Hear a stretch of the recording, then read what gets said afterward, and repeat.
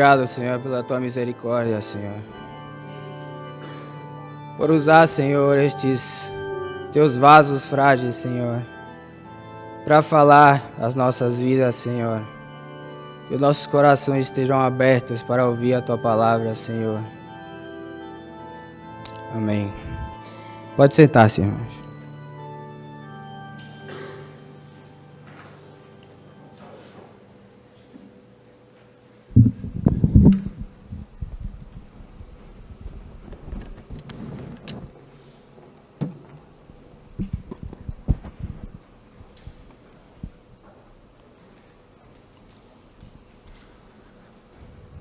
O pastor me colocou aqui para pregar para vocês hoje.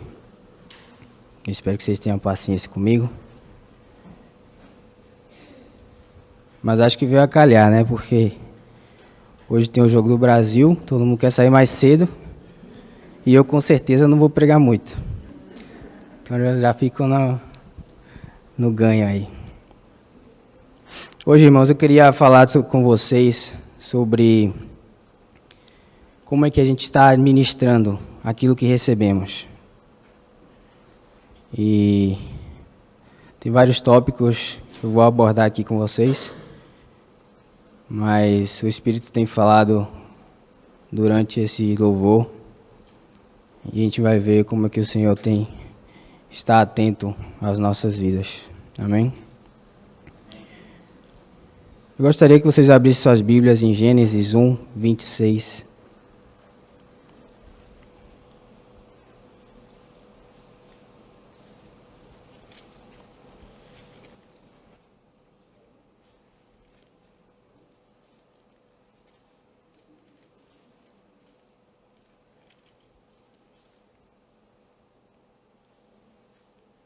Amém?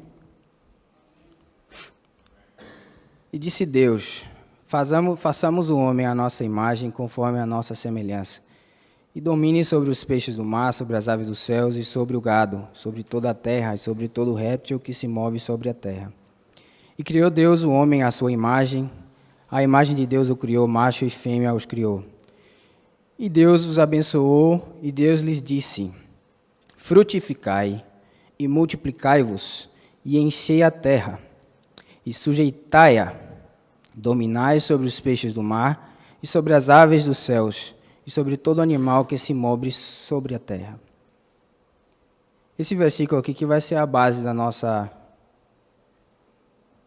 estudo hoje pela manhã. O Senhor aqui cria o homem, sopra nele,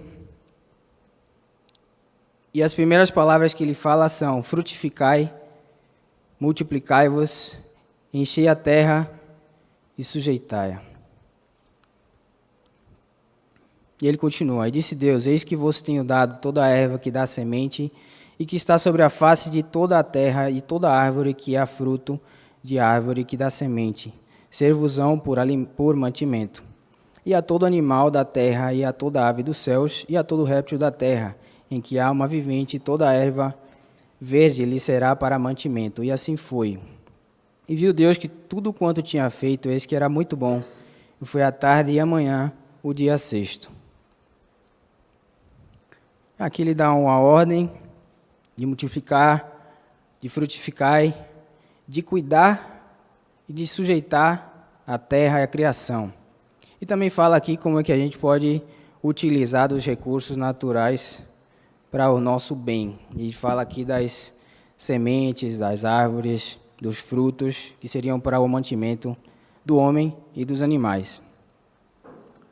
Nesse momento, o homem só comia ervas, frutos. Nesse início, o homem não comia carne, né, de acordo com o que está aqui em Gênesis 1, 29. Inicialmente, eu vou querer me estender sobre a segunda parte, onde ele fala: sujeitai e dominai a terra. E posteriormente a gente vai voltar para o frutificar e multiplicar-vos. Portanto, a primeira ordem do Senhor foi para a gente multiplicar e sujeitar a terra. E nesse momento também entra como é que a gente tem que aprender a ouvir o Senhor, a ouvir as suas ordens e a como administrar essas informações. Eu não vou tocar sobre a administração da família, que também é um ponto importante na administração das nossas vidas, porque é um ponto bastante extenso e a gente já tem escutado bastante sobre isso. Tá? Então, o que é dominar a terra? É sujeitá-la, é cuidar, né? Não só sujeitar, mas cuidar. Devemos administrar todos os recursos naturais que o Senhor tem nos dado nessa terra, isso é a nossa responsabilidade. Mas sabemos que até o momento o homem não tem sido capaz de cuidar e de sujeitar a terra. Pelo contrário, né, tem causado muitos prejuízos à natureza. Né? Outro dia a gente estava falando com o irmão Flávio sobre o mel. Nosso irmão Flávio virou um apicultor, né? Então, eu fui pesquisar um pouquinho sobre abelhas, para entender mais um pouquinho sobre isso. Lembrando, Juliana fez no TCC, né, de formação. Você falou sobre apicultura, não foi? Um projeto sobre isso. Ela foi laureada, hein? Então, se quiser ir com consultoria, alguma coisa. Mas então, eu fui pesquisar um pouquinho sobre as abelhas e é impressionante o que esses pequenos animais podem nos ensinar, né? As abelhas, elas vivem de 40 a 50 dias. E nesse momento, nesse curto período de tempo, elas trabalham feito malucas aí para correr atrás de néctar, pólen, mel e nos fornecer o mel, né? O interessante é que no momento que elas vão coletando o néctar nas flores, elas vão coletando na flor e vão administrando no reservatório que elas têm, e elas conseguem coletar a mesma quantidade, o seu peso, elas conseguem coletar a mesma quantidade de néctar, ou seja, elas dobram o seu tamanho e mesmo assim conseguem voar de volta para a colmeia. Hoje em dia, os aviões que a gente tem aqui, super aviões, eles só conseguem voar com um quarto do seu peso. Nenhuma nossa tecnologia consegue fazer com que um avião voe com o igual ao seu peso. Então, isso aí já é uma grande obra do Senhor.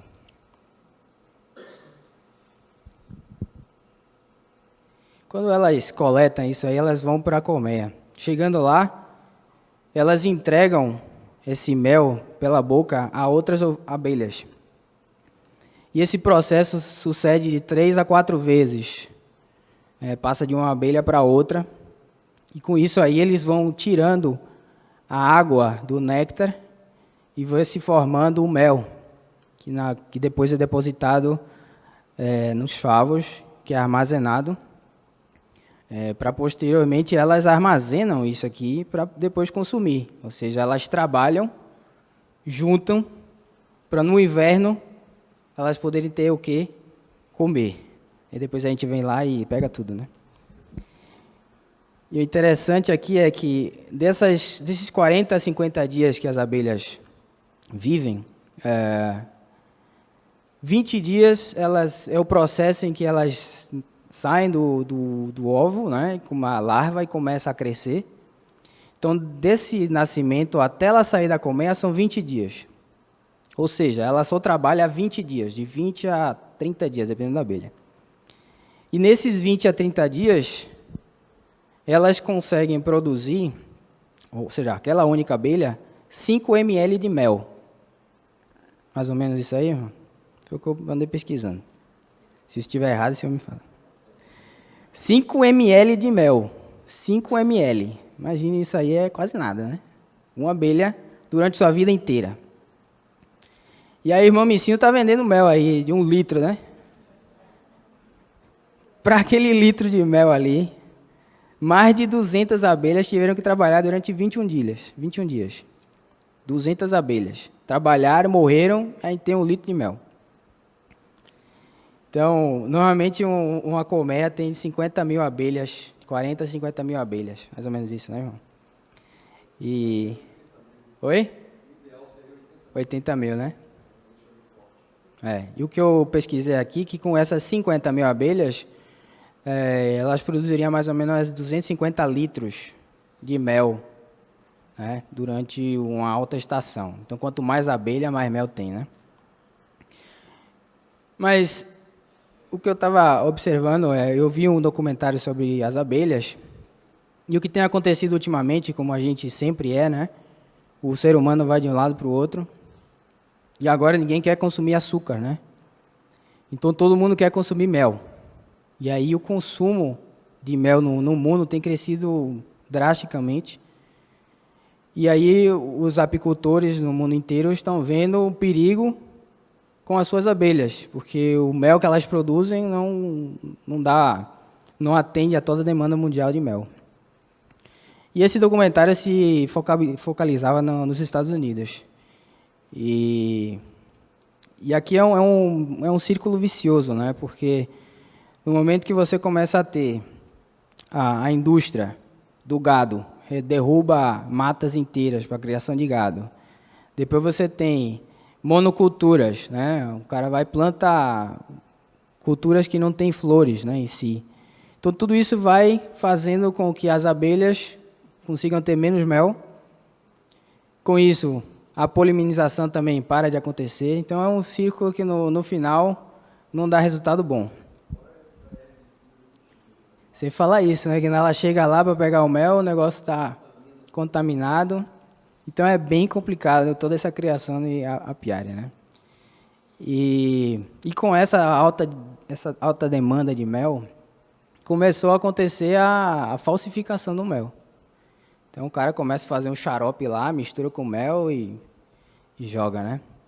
Então nos Estados Unidos começaram a colocar tarifas de importação muito altas para o mel que vinha da China, e principalmente o mel da China adulterado. Então começaram a barrar o mel da China, né? Que já eram milhões de toneladas de mel importadas da China. E aí o pessoal começou a fazer um jogo, né? Pegava o mel, vendia para todos os países asiáticos menores, aquelas ilhas pequenas, e dali exportava para os Estados Unidos, falsificando documentação de origem. Esse mel ia todo para os Estados Unidos, da China, só que dizendo que era de outros lugares, né?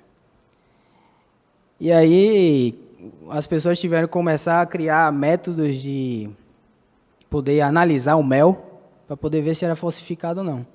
Então o pessoal pega o mel, leva para um laboratório, analisa o pólen e sabe se o pólen é um pólen chinês, se é um pólen do Brasil, se é um pólen de qualquer lugar do mundo. Então aí eles conseguem fazer e classificar esses méis. Então o que eu quero chegar aqui com esse exemplo nós não sabemos administrar o que tem sido dado para nós, na natureza, né? A gente sabe que a gente explora até não ter mais e, de repente, a gente não tem mais. Vamos fazer o que agora? Então, até agora, o homem não tem aprendido a gerenciar corretamente, né, essa primeira ordem que o Senhor nos deu de proteger, de cuidar, né, do jardim, dessa natureza que eles têm nos dado, né? E sabemos que a própria natureza encontra-se escrava, né? A gente vê isso em Romanos 8:18, se vocês quiserem ir lá comigo.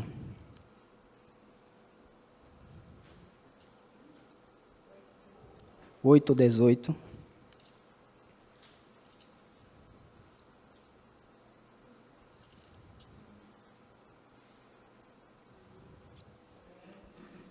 Porque para mim tenho aqui por certo que os sofrimentos do tempo presente não podem ser comparados com a glória a ser revelada em nós.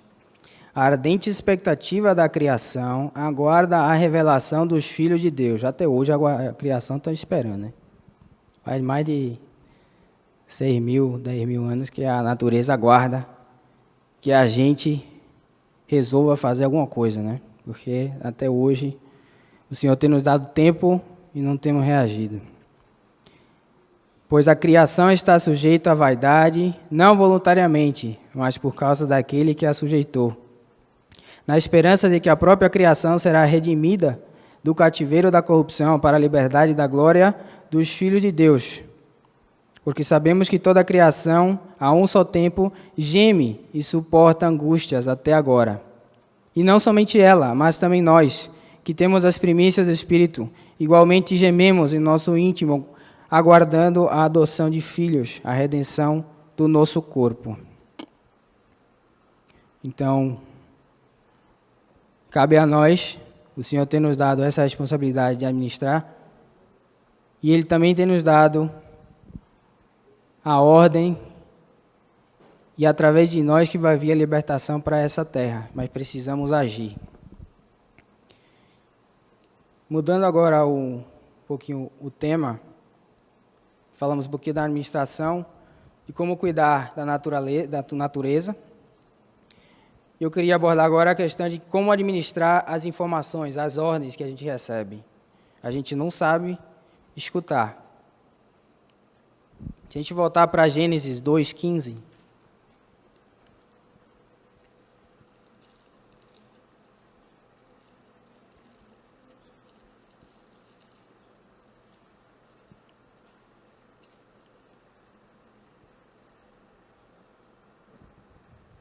tomou, pois, o Senhor Deus ao homem e o colocou no jardim do Éden para o cultivar e o guardar. E o Senhor Deus lhe deu esta ordem: de toda árvore do jardim comerás livremente, mas a árvore do conhecimento do bem e do mal não comerás, porque no dia em que dela comeres, certamente morrerás. Então, uma simples ordem. Não precisa fazer qualquer coisa, era só não comer daquela árvore. Era só uma ordem. Mas a gente não escutou. E estamos até o dia de hoje pagando o preço pela nossa má decisão. Ou seja, isso se aplica a nós até os dias de hoje, e a gente como pais vê isso a cada instante, né? A gente está sempre falando, faz isso, fulaninho faz aquilo. Faz isso, ele faz o outro. Então, é um problema crônico que o ser humano tem e precisamos trabalhar isso nas nossas vidas, na vida dos nossos filhos, porque é de suma importância que aprendamos a ouvir e executar aquilo que nos é pedido, né? Na vida secular, na vida, no trabalho, esse ciclo é constante, né? Se aquela pessoa que recebe uma ordem do chefe não executa aquilo que lhe é solicitado, ele começa a ser negativado, né? Não, eu pedi fulano fazer aquilo, me entregou errado, me entregou fora do prazo, me entregou o que eu não pedi. E isso, às vezes, chega no momento da nossa idade que a gente já está tão viciado desde pequeno que a gente não consegue executar aquilo que nos é pedido. Então, esse problema, a gente precisa ser atacado nas nossas vidas para a gente não deixar que ele nos derrube.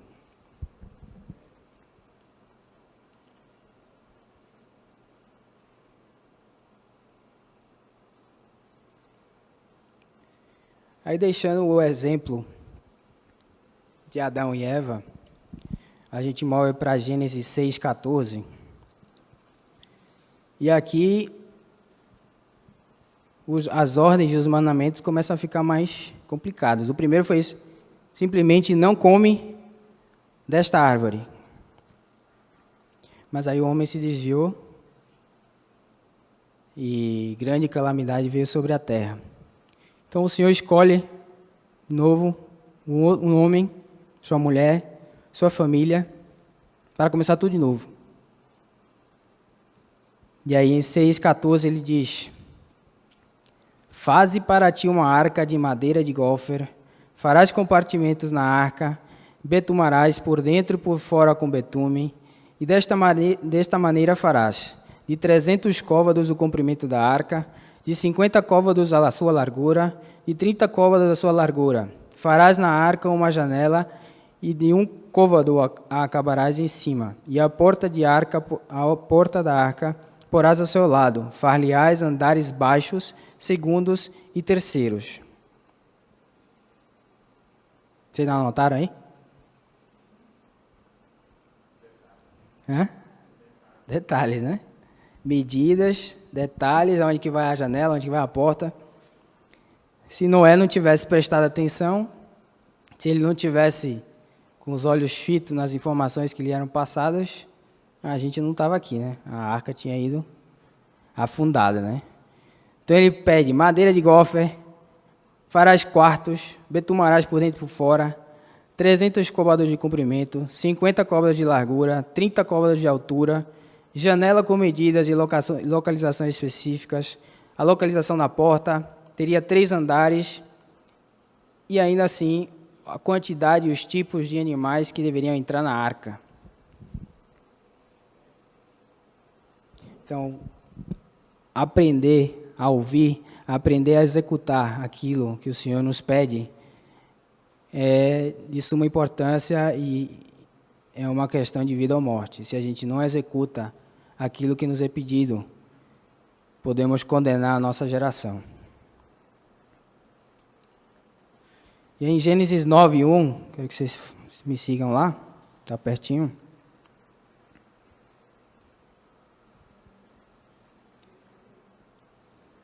E abençoou Deus a Noé e a seus filhos, e disse-lhes: frutificai, novamente, a mesma ordem. Porque ele começou tudo de novo. Então vamos falar de novo, né, para ver se o pessoal entendeu. Frutificai, multiplicai-vos e enchei a terra. Segunda vez. Certo? E será vosso temor e o vosso pavor sobre todo animal da terra e sobre toda ave dos céus, tudo o que se move sobre a terra e todos os peixes do mar, na vossa mão são entregues. Tudo quanto se move, que é vivente, será para o vosso mantimento.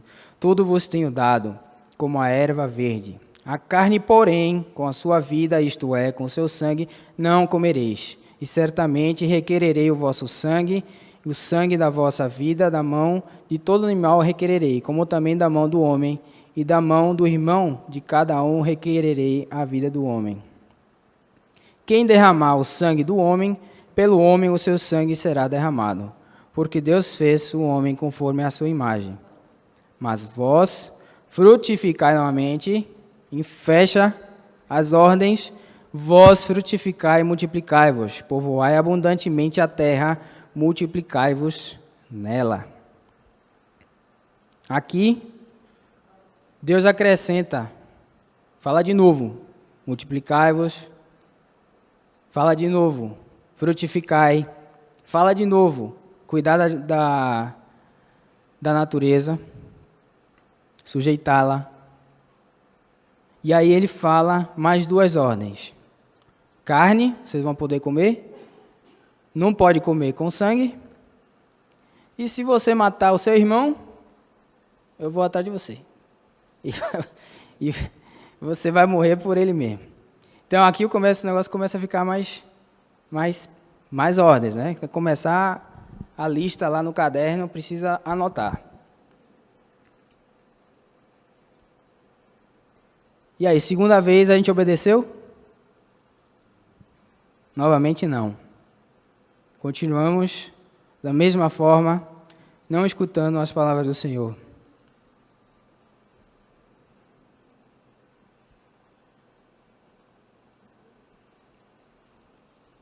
E aí o Senhor, a terceira vez, ele já desistiu de destruir todo mundo, porque ele já viu, pô, isso aqui não vai dar certo.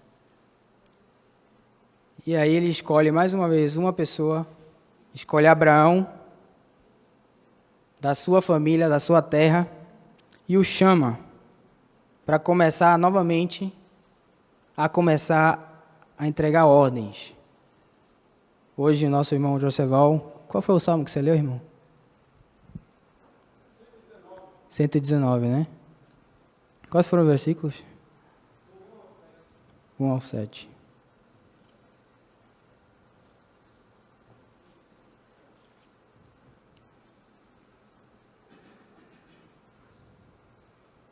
Vou ler aqui de novo o que o irmão Joseval leu.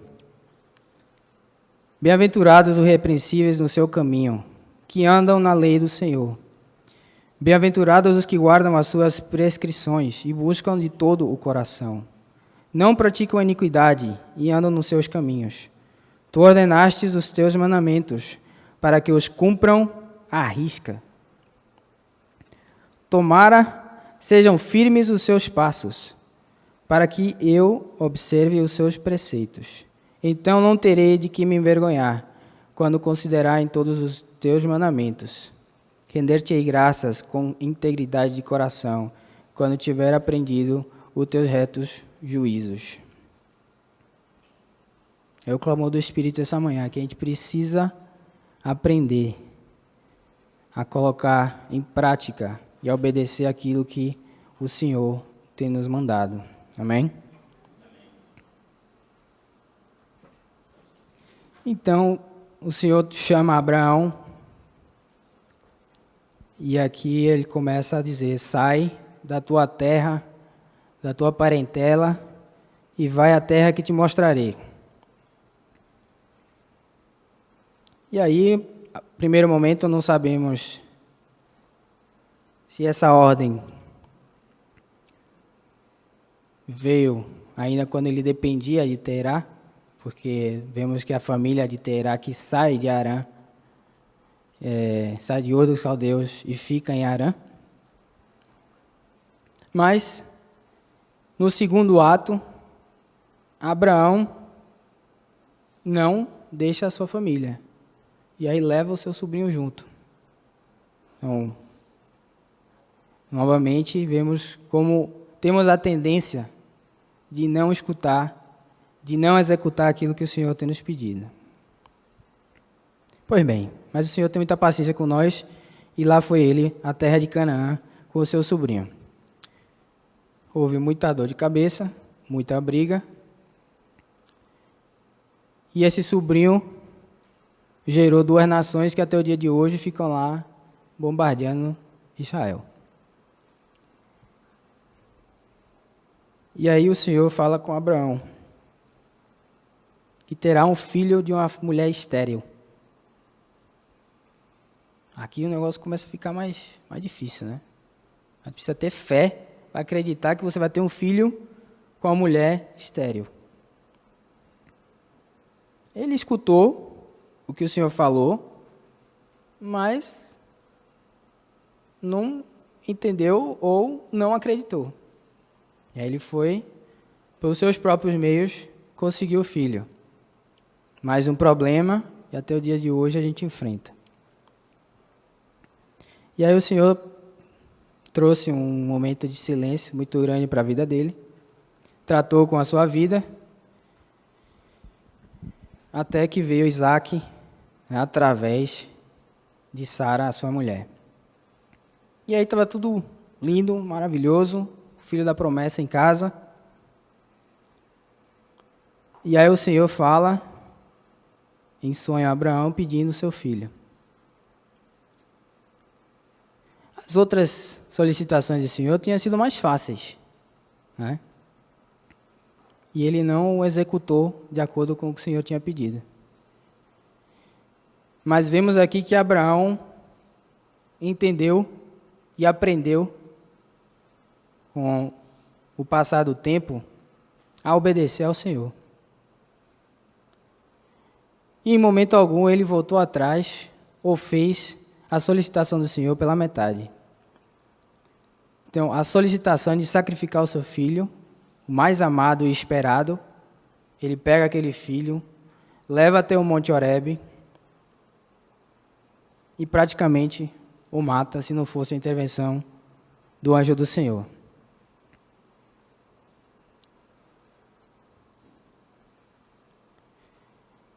E aqui começa uma nova geração, que é a geração que vive pela fé.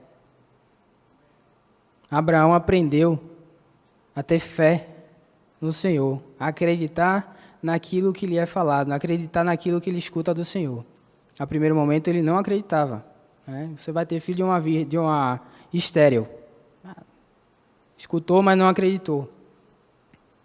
Mas com o tempo ele aprendeu a ter fé naquilo que Deus fala? Temos nós fé naquilo que Deus fala a nós, aos nossos corações? Se nós tivermos fé naquilo que Deus nos fala, sabemos aqui uma fé do tamanho de uma mostarda. Podemos mover mundos. Podemos fazer o impossível. Por quê? Porque estamos escutando e executando a palavra do Senhor. Então, Abraão, por mais difícil que tenha sido a solicitação do Senhor, ele a executou. Mas ele tinha fé que o Senhor poderia ressuscitar o seu filho dos mortos, pois ele tinha prometido a Abraão, ele também escutou e lembrava da sua promessa, que teria uma grande descendência. Portanto, se aquele filho morresse, ou ele ressuscitaria, ou teria outro filho com mais, porque ele tinha a promessa de ter uma grande descendência. Então precisamos ter fé naquilo que o Senhor fala aos nossos corações. Amém?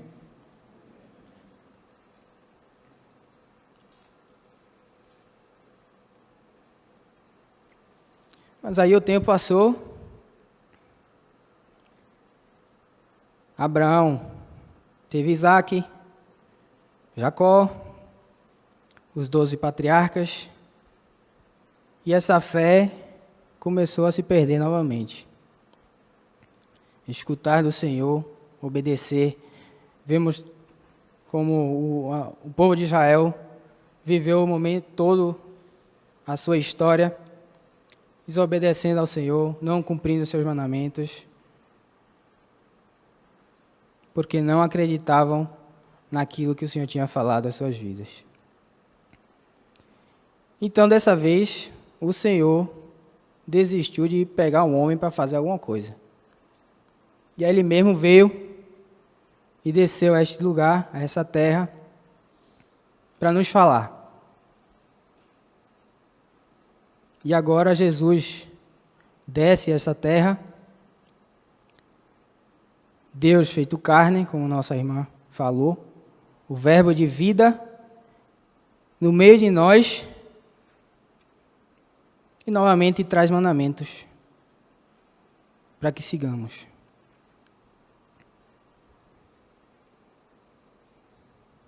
Amarás, pois, a ti mesmo e a teu irmão como a ti mesmo.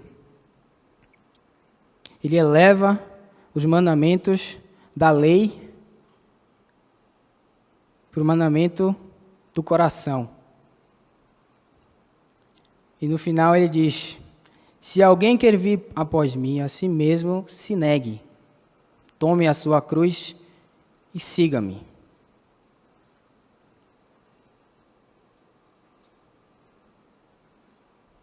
Agora o negócio ficou mais difícil ainda. Você não vai executar uma lei, uma ordenança fisicamente, mas você tem que executar ela no seu espírito, no seu coração. E aqui o Senhor traz a dispensação da graça, que através da sua graça, tudo que também é impossível humanamente a gente fazer, a gente consegue executar pela sua graça. Mas precisamos ter o quê? Fé. Nós não temos fé naquilo que o Senhor faz, naquilo que o Senhor tem colocado nas nossas vidas. Nós não acreditamos naquilo que temos. E por isso a nossa vida, ela é monótona. Por isso a nossa vida é pacata e estática.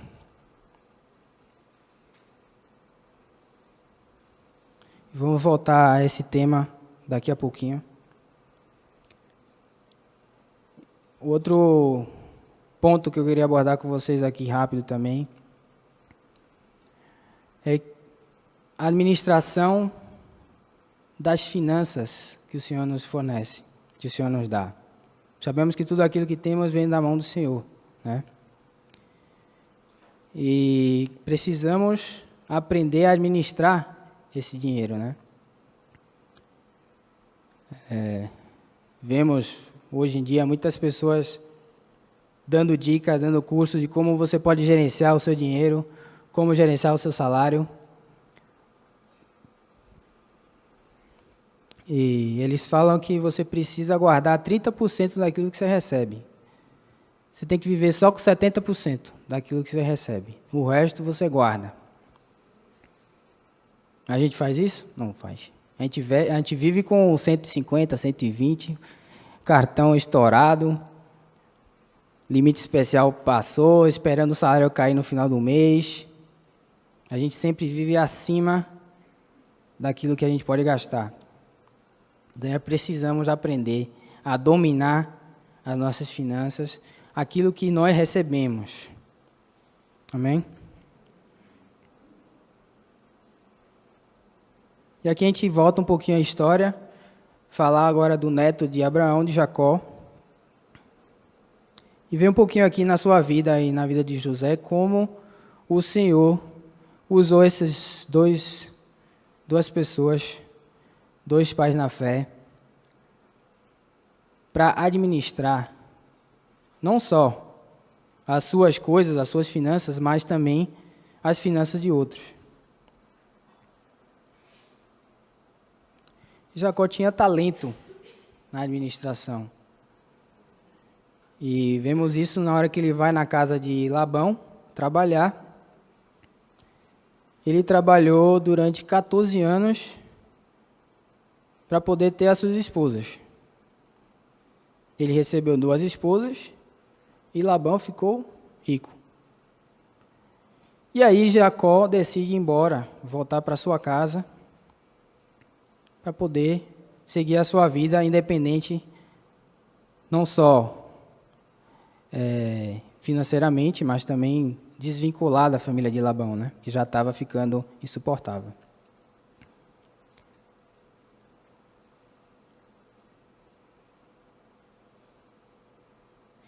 E aí Labão diz, não vai embora não. O Senhor tem me abençoado através da sua vida. O Senhor tem feito grandes coisas na minha casa. E eu imploro para que fique. E diz, você pode escolher o seu salário, o que você quiser eu te dou. E sabemos que Labão tinha o dom das palavras, né? Ele era muito bom com as suas palavras. Ele era muito melhor ainda do que o próprio Jacó, né? Que seu nome dá a entender que ele fazia de tudo para conseguir o que queria. Mas Labão era esperto e convenceu Jacó a ficar novamente trabalhando na sua casa. E aí, nosso Jacó estabeleceu o seu salário.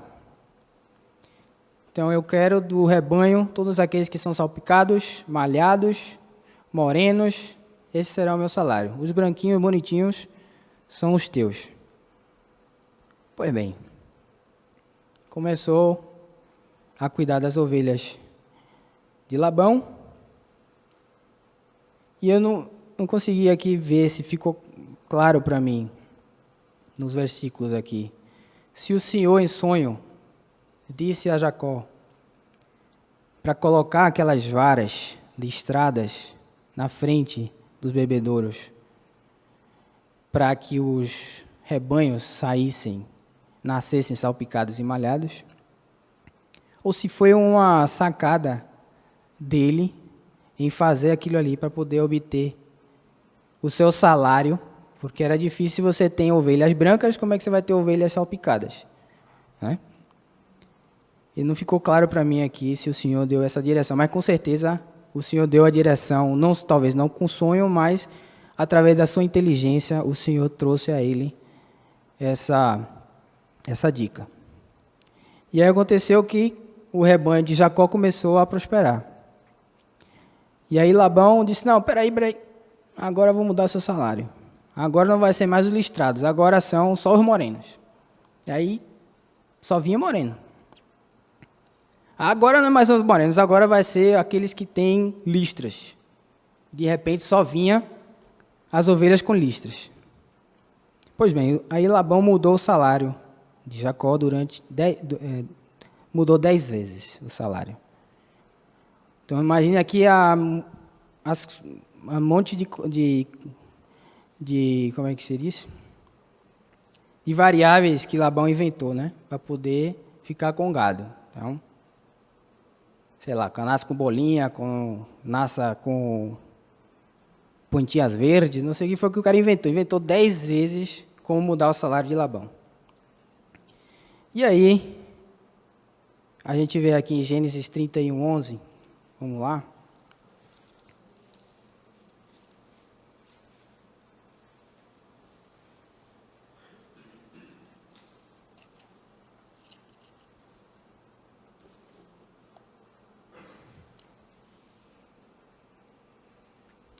Disse-me um anjo de Deus em sonhos, Jacó. E eu disse, eis-me aqui. E disse ele, levanta agora os teus olhos e vê, que todos os bodes que cobrem o rebanho são listrados, salpicados e malhados, porque tenho visto tudo o que Labão te fez. Eu sou o Deus de Betel, onde tens ungido uma coluna, onde me tens feito voto. Levanta-te agora, sai-te desta terra e torna-te a terra da tua parentela. O Senhor mostra aqui em sonhos que ele o abençoou. Mas ele o abençoou porque Jacó tinha feito um voto ao Senhor. E porque Jacó andava retamente na sua presença, procurando fazer sempre o que era reto diante dos olhos do Senhor.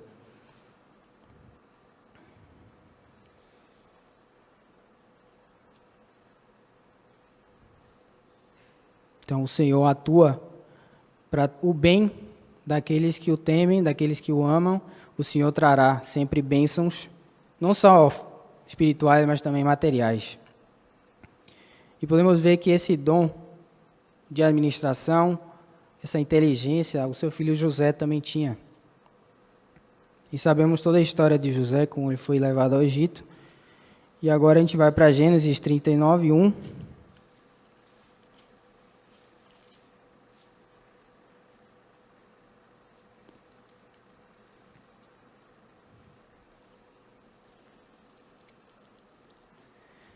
E José foi levado ao Egito, e Potifar, eunuco de Faraó, capitão da guarda, varão egípcio, comprou da mão dos ismaelitas que o tinham levado lá.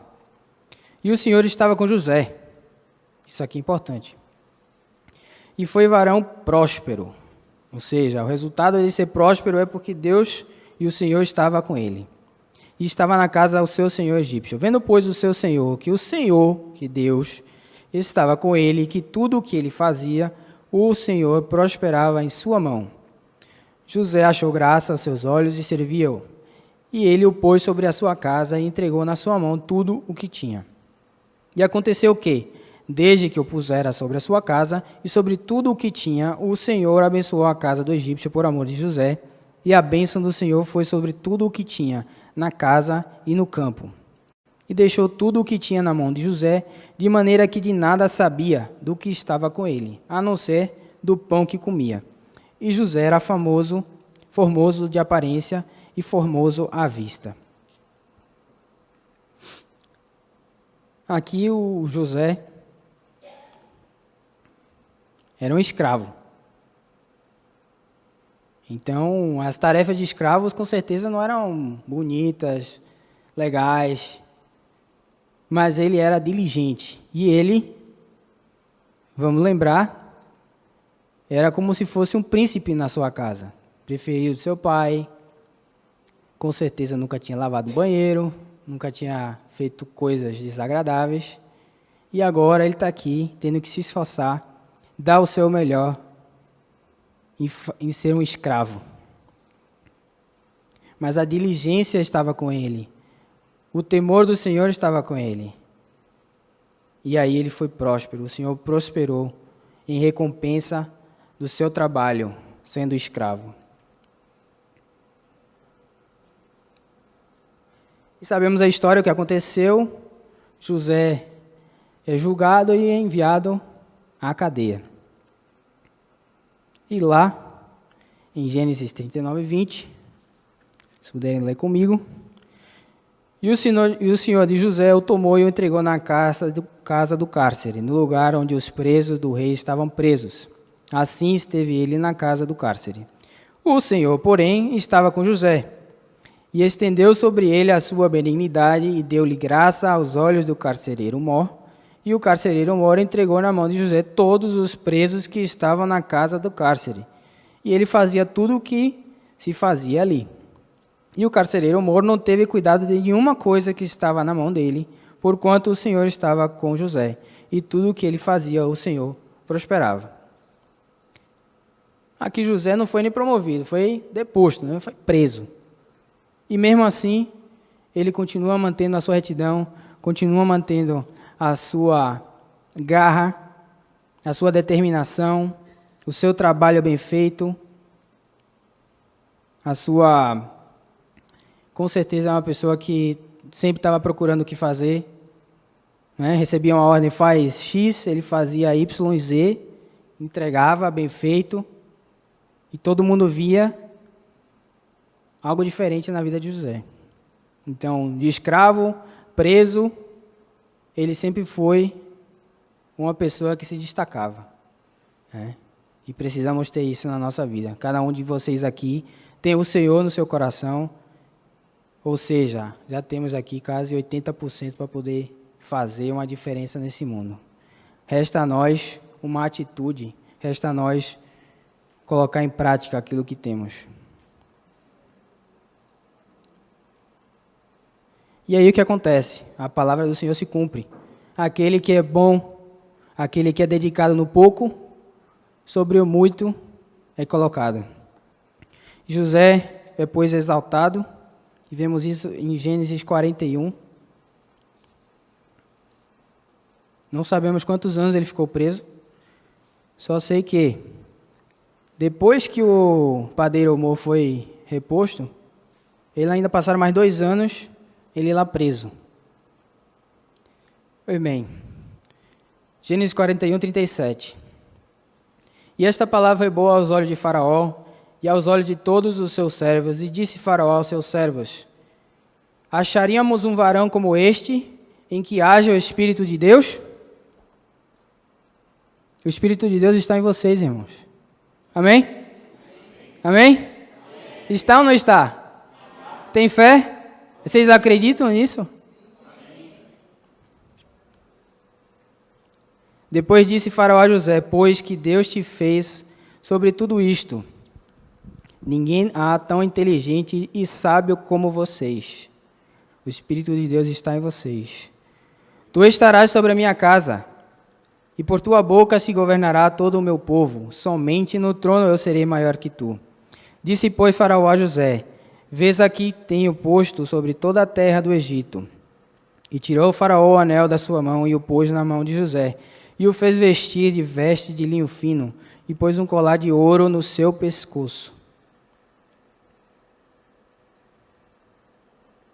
Vemos, pois, aqui, agora, José vai colocar novamente em prática aquilo que ele tem feito a sua vida inteira, como escravo, como preso, e agora como rei do Egito.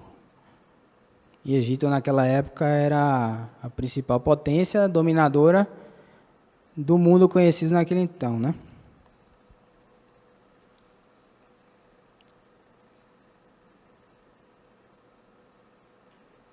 E aí o que José faz? Precisamos poupar o que as abelhas faziam, né? O que fazem até o dia de hoje. O que vai fazer? Durante o verão, durante a abundância, vamos poupar, vamos guardar, não vamos gastar aquilo que recebemos, precisamos utilizar com inteligência. E aí, coloca em plano, faz celeiros por todo o Egito e começa a coletar os 7 anos de abundância para poder sobreviver os 7 anos de crise. Então, precisamos executar aquilo que o Senhor nos fala, precisamos ter o temor do Senhor, acreditar naquilo que temos dentro de nós e aprender a administrar o dinheiro que recebemos, porque não sabemos os momentos que virão.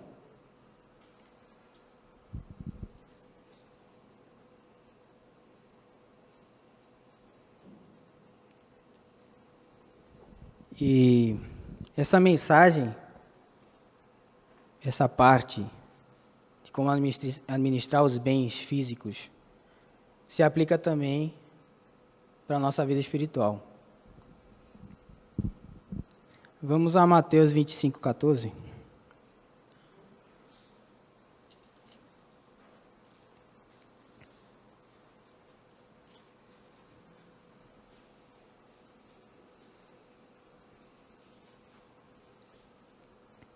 Amém? Porque isto é também como o homem que, partindo para fora da terra, chamou os seus servos e entregou-lhes os seus bens. E a um deu 5 talentos, a outro deu 2, a outro 1, a cada um segundo a sua capacidade, e ausentou-se logo para longe. E tendo ele partido o que recebera 5 talentos, negociou com eles e granjeou outros 5 talentos. Da mesma forma, o que recebera 2, granjeou também outros 2. Mas o que recebera 1, o cavou na terra e escondeu o dinheiro do seu senhor. Muito tempo depois, veio o senhor daqueles servos ajustar contas com eles. Então, aproximou-se o que recebera 5 talentos e trouxe-lhe outros 5 talentos, dizendo: Senhor, entregaste-me 5 talentos, eis aqui outros 5 que ganhei com eles. Ou seja, multiplicou aqui, agora eram 10. O seu senhor lhe disse: Bem está, servo bom e fiel. Sobre o pouco foste fiel, sobre o muito te colocarei. Entra no gozo do teu senhor. Chegando também o que tinha recebido 2 talentos, disse: Senhor, entregaste-me 2 talentos, eis que com eles ganhei outros 2. Disse-lhe o senhor: Bem está, bom e fiel servo. Sobre o pouco foste fiel, sobre o muito te colocarei. Entra no gozo do teu senhor. Mas chegando também o que recebera 1 talento, disse: Senhor, eu conhecia-te, que és um homem duro, que ceifas onde não semeastes, e ajuntas onde não espalhastes. E atemorizado, escondi na terra o teu talento. Aqui tens o que é teu. Respondendo, porém, o Senhor disse-lhe: Mau e negligente servo, sabes que ceifo onde não semeei, e ajunto onde não espalhei. Devias então ter mandado o meu dinheiro aos banqueiros, e quando eu viesse, receberia o que é meu com juros. No mínimo, 0,5 da poupança. O cara podia ter recebido aqui, né? Aí não, o cara enfiou lá debaixo do colchão, enfiou na terra e devolveu. Toma aqui o que é seu.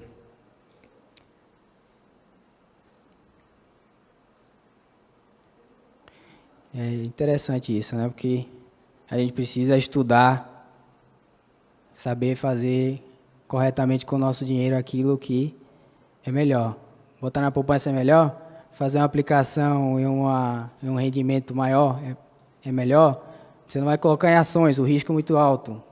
Você tem investimentos que você pode fazer melhores do que uma poupança. Basta a gente o quê? Estudar. A gente pode ver que o sistema financeiro, o sistema bancário, nos permite tirar um pouquinho a mais do que uma poupança. Mas voltando ao assunto.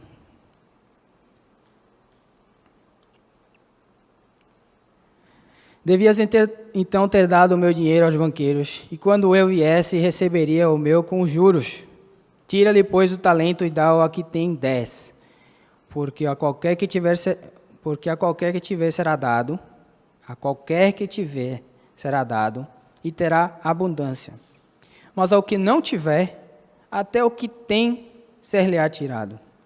Lançai, pois, o servo inútil nas trevas exteriores. Ali haverá pranto e ranger de dentes. Como estamos administrando aquilo que temos recebido? Agora, já no âmbito espiritual, como temos administrado o Espírito que está em nós? Como temos administrado a palavra que recebemos? Não só na igreja, o conselho de um irmão, a palavra de um pai, a palavra de uma mãe. Como temos administrado essas palavras na nossa vida? Como temos utilizado esses denários? Os temos multiplicado? Os temos guardado no colchão, na terra, para simplesmente depois devolver?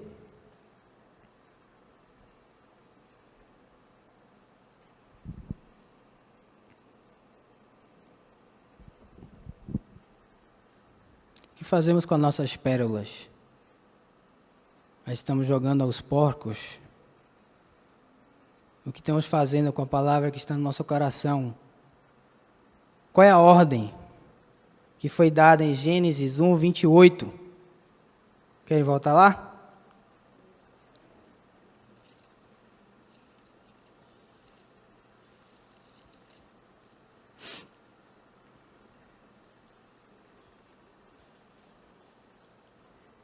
E Deus os abençoou e lhes disse: sede fecundos, multiplicai-vos, enchei a terra.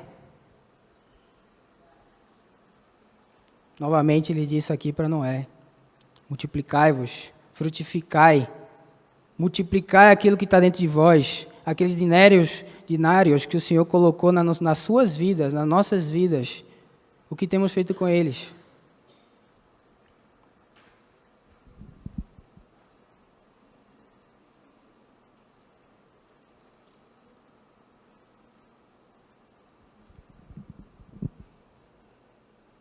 Só aquele que consegue multiplicar, consegue dar. Só aquele que consegue multiplicar o seu dinheiro, o seu conhecimento, consegue compartilhar com os outros.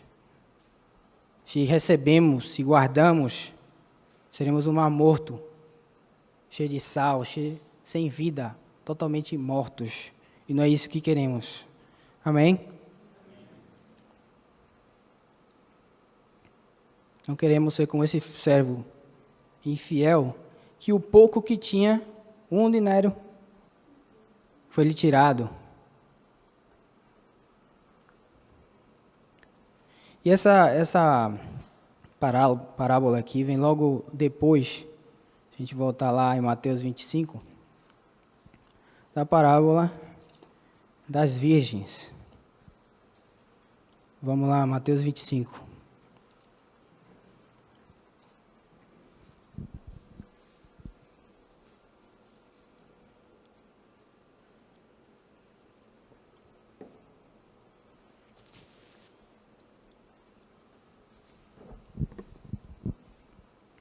Então, o reino do céu será semelhante a 10 virgens, que, tomando as suas lâmpadas, saíram ao encontro do esposo.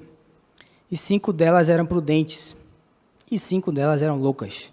As loucas também, tomando as suas lâmpadas, não levaram azeite consigo, mas as prudentes levaram azeite em suas vasilhas com as suas lâmpadas. E tardando o esposo, tosquenejaram todas e dormiram. Mas, à meia-noite, ouviu-se um clamor. Aí vem o esposo, sair-lhe ao encontro. Então todas aquelas virgens se levantaram e prepararam as suas lâmpadas. E as loucas disseram às prudentes: dai-nos do vosso azeite, porque as nossas lâmpadas se apagam.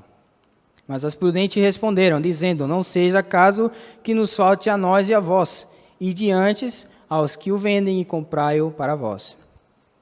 E tendo elas ido comprá-lo, chegou o esposo, e as que estavam preparadas entraram com ele para as bodas, e fechou-se a porta. Depois chegaram também as outras virgens, dizendo: Senhor, Senhor, abre-nos a porta. Ele respondendo disse: em verdade vos digo, que vos não conheço. Vigiai, pois, porque não sabeis o dia nem a hora em que o Filho do Homem há de vir. Sabemos que essa parábola trata do fim dos dias. E acreditamos que estamos nesse período, vivendo esse último momento. Estamos nós sendo vigiantes? Estamos nós de que lado? Qual é o nosso time?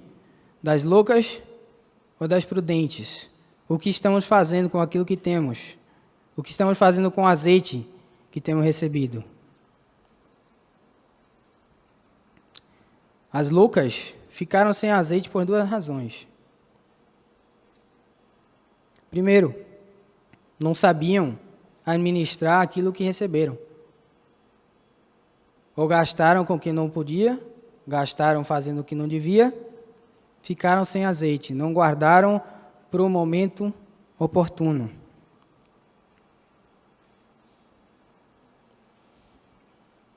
E com certeza eram pessoas que não davam, não compartilhavam. Porque tudo aquilo que a gente semeia, isso colhe. No momento do desespero que elas falaram, me dê um pouquinho de azeite. E elas escolheram o quê? Um não. Não receberás azeite. Porque elas também não compartilhavam aquilo que recebiam. Portanto, 2 erros fatais: não saber administrar aquilo que recebem, não se preparar para o momento de crise, e 3, não compartilhar. Vocês lembram as histórias das 2 viúvas do Velho Testamento? Vamos à 1 de Reis 17:8.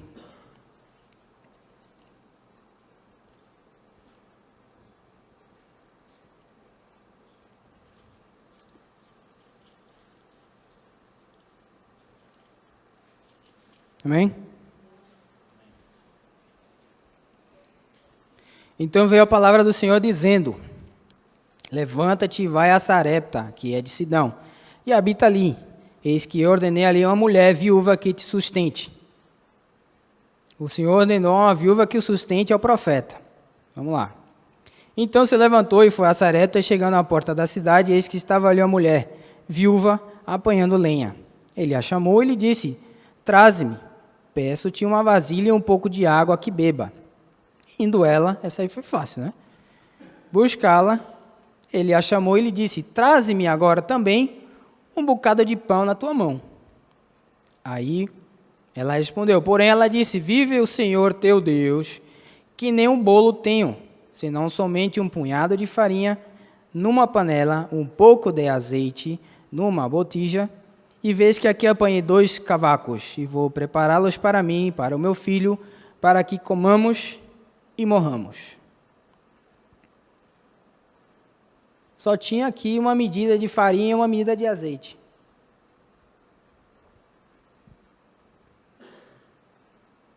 Com certeza já era o último momento e ela sabia disso. Mas o que o Espírito Santo está falando aqui nessa parábola? Isso aqui realmente aconteceu. Que dando é que nós vamos ter mais azeite. Compartilhando aquilo que temos, por mínimo que seja. Muitas vezes a gente fala, eu não vou falar nada, eu não sei o que falar. Eu não vou compartilhar, não vou falar do Senhor porque eu não sei falar, eu não tenho nada. Se você não tem nada, você tem um mínimo. Que nem essa mulher aqui. O mínimo de azeite, o mínimo de farinha para fazer um bolinho e morrer.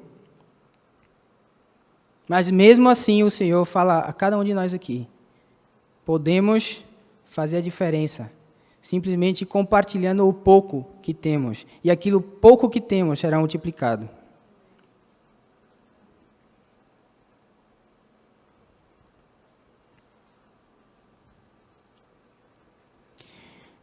E disse-lhe Elias: não temas, vai e faze conforme a tua palavra. Porém, faze disso primeiro para mim um bolo pequeno e traze-mo para fora. Depois farás para ti e para teu filho. Ela teve fé.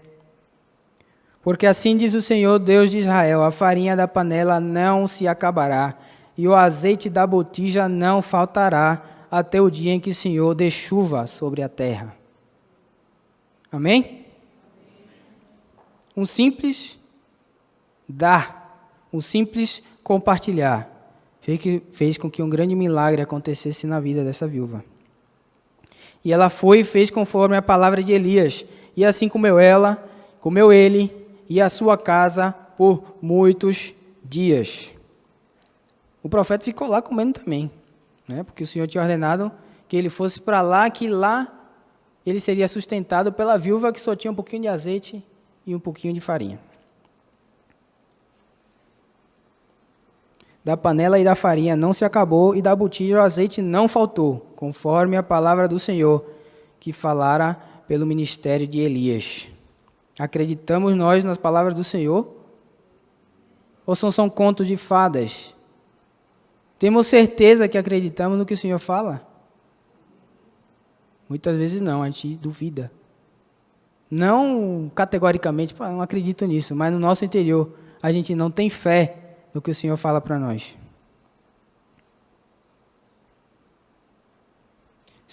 Segunda de Reis 4. Vamos lá comigo.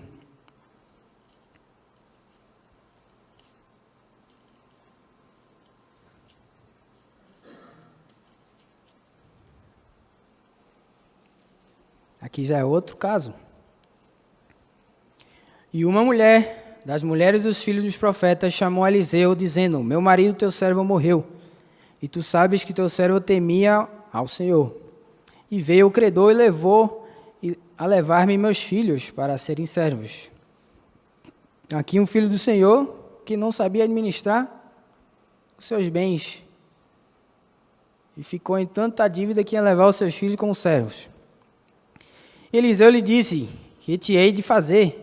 Declara-me que é o que tens em casa. E ela disse: tua serva não tem nada em casa, senão uma botija de azeite.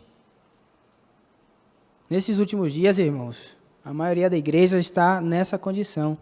Não temos nada nas nossas vidas. Um pouquinho de azeite que sobrou depois de tantos afazeres, depois de tanto bombardeio da mídia, depois de tanto cuidar das nossas vidas, só sobrou um pouquinho de azeite. Então disse-lhe ele: vai, pede para ti vasos emprestados a todos os teus vizinhos, vasos vazios, não poucos, não poucos. Aqui mais uma vez ordens do Senhor. Se escutamos, seremos abençoados. Então entra e fecha a porta sobre ti, sobre teus filhos, e deita o azeite em todos aqueles vasos, e põe à parte o que estiver cheio.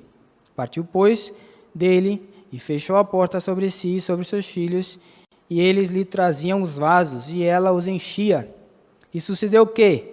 Cheios que foram os vasos, disse a seu filho: traze-me ainda um vaso. Porém ele lhe disse: não há mais vaso nenhum. Então o azeite parou. Então veio a ela e o fez saber ao homem de Deus. E disse ele: vai, vende o azeite, paga a tua dívida, e tu e teus filhos vivei com o resto.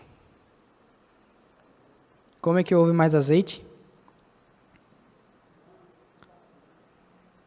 Tinha que ter vasilha.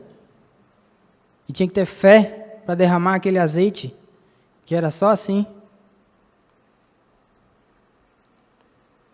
E no momento que o azeite parou é porque não existia mais lugar onde compartilhar o azeite. Se não compartilharmos o azeite, a fonte seca. Se não compartilharmos aquilo que está na nossa vida, viramos um mar morto.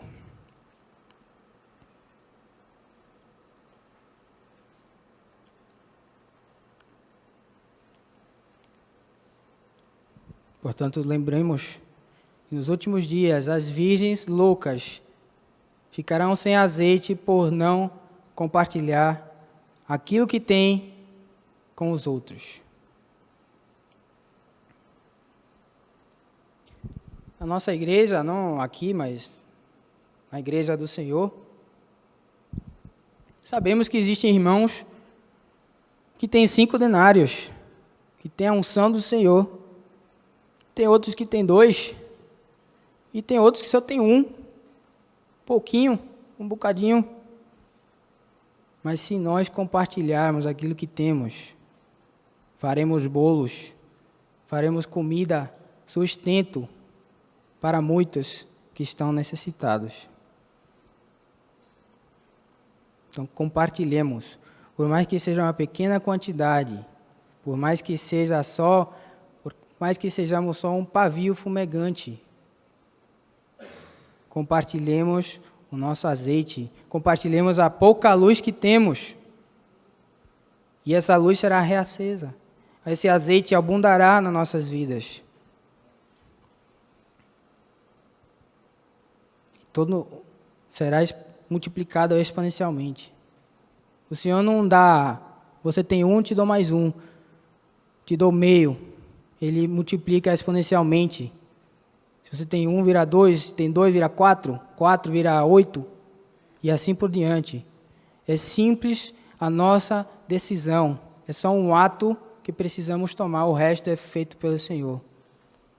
Estamos ouvindo o que o Senhor fala desde o começo das nossas vidas, a raça humana. Até o dia de hoje, a natureza aguarda que nós escutemos, que nós pratiquemos aquilo que Ele tem nos falado.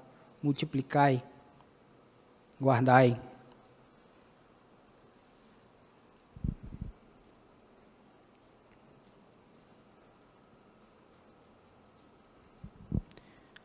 Vamos a Apocalipse 3.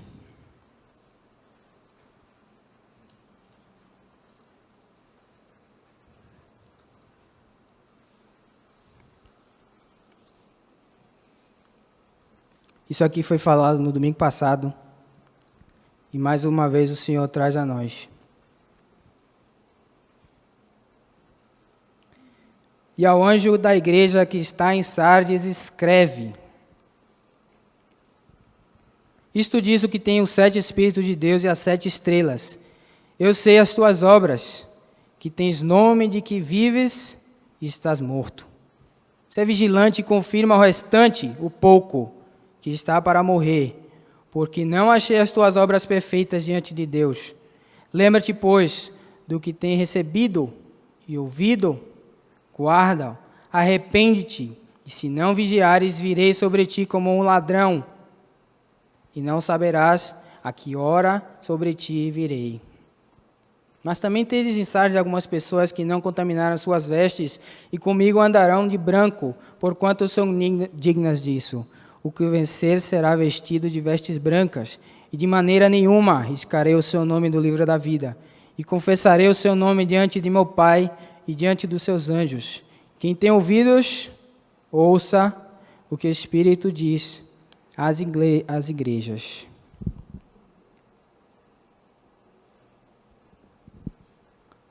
Que essa semente, que essa palavra do Senhor possa cair em terra fértil. A parábola da terra fértil não se trata de várias pessoas, se trata do nosso coração. Se nós queremos, deixamos a semente cair no caminho. Mas essa semente vai para lá, fica ali no caminho, cai, o passarinho leva. Não quero nem escutar. Ou recebemos a palavra e a afogamos com as nossas afazeres, com a nossa vida, que só pensamos em nós. Que escutemos a palavra do Senhor, que aprendamos com Abraão, que escutou, que teve fé naquilo que o Senhor falava a ele. E possamos sacrificar o nosso filho, que possamos sacrificar o nosso eu. Toma a tua cruz e segue-me. Compartilhe aquilo que tem recebido. Amém? Fiquemos de pé, irmãos, por favor. Oh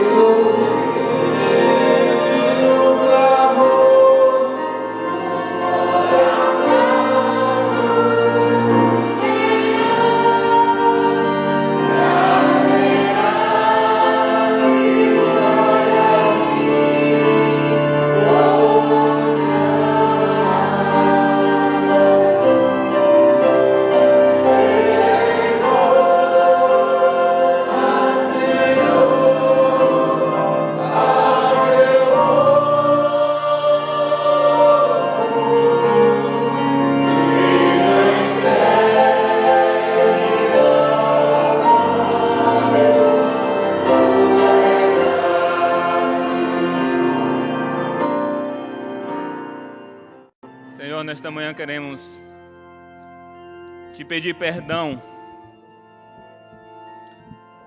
se porventura temos agido negligentemente. Negligente naquilo que tu tens colocado em nossas mãos, nos talentos que tu tens colocado em nossas mãos. Negligente nas finanças, negligente num trato, negligentes no cuidado, negligentes no amor. Oh, Senhor, nos perdoa, por favor. E dá-nos, Senhor, uma nova graça, um novo entendimento, uma nova luz. Dá-nos, Senhor, uma alegria para que assim possamos ser tocados e compartilhar, Senhor, com outros aquilo que temos recebido de Ti. Que esta palavra esteja achando eco em nossos corações. Quando estivermos, Senhor, em comunhão, quando estivermos conversando com alguém, quando estivermos cuidando de nossas finanças, de nossas vidas, que o Teu Espírito traga à tona esta palavra, para que assim possamos, como Tu és, Senhor, semeador, que possamos ser também semeadores. Semear, Senhor, em corações, semear em terra, semear, Senhor, aquilo que Tu nos tem dado. Para que as pessoas não vejam simplesmente um ser humano, mas que elas vejam, Senhor, a manifestação dos filhos de Deus. Para que elas vejam a revelação do Teu caráter, para que elas vejam, Senhor, a revelação da Tua natureza. Oh, Senhor, a natureza age assim, a natureza é uma revelação da Tua natureza, Senhor. O sol sempre dá a sua luz, as árvores sempre dão os seus frutos, os rios sempre dão a sua água. Oh, Senhor, e nós que fomos feitos à Tua imagem e semelhança, muitas vezes retemos como o mar morto. E é por isso que experimentamos mortes em determinadas áreas de nossas vidas. É por isso que muitas vezes minguamos, murchamos. Mas, ó Deus, que neste dia, com esta palavra, que nossa maneira de pensar, que nossa maneira de agir, Senhor, que nossas ações sejam diferentes. Que possamos, Senhor, estabelecer um propósito firme em nosso coração.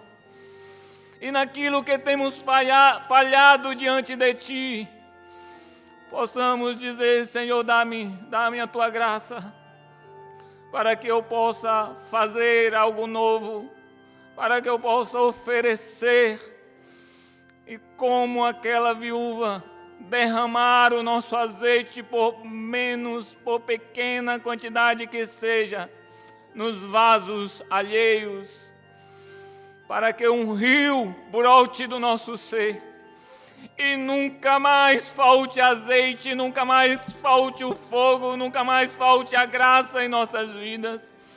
E este rio encha todo o nosso coração, toda a nossa terra, e toda a nossa terra seja cheia da graça e da glória do Senhor. Porque assim foi Jesus Cristo quando Ele andou aqui como homem, com graça sem medida em todas as áreas, Senhor. Que possamos revelar este caráter, esta graça, esta vida, por favor. Ouve o nosso clamor, Senhor. Ouve o nosso clamor nesta manhã. Oh, aleluia.